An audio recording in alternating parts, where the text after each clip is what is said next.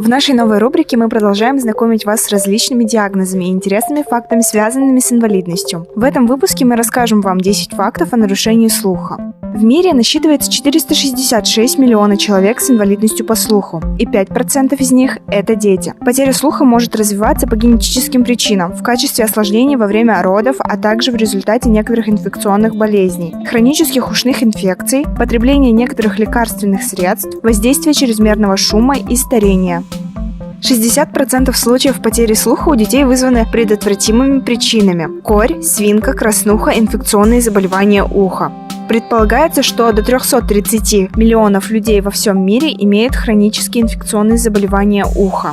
Хронический отит может быть предотвращен и эффективно излечен при адекватном медицинском и хирургическом лечении. Если отит не лечить, он сопровождается снижением слуха и может привести к осложнениям, опасным для жизни. Почти 1 миллиард молодых людей в возрасте от 12 до 35 лет подвергаются риску потери слуха в результате воздействия шума в местах отдыха и развлечений. Нарушения слуха у пожилых также связаны с когнитивными расстройствами и деменцией. Возрастные снижения слуха могут реабилитироваться различными способами, в том числе и слуховыми аппаратами.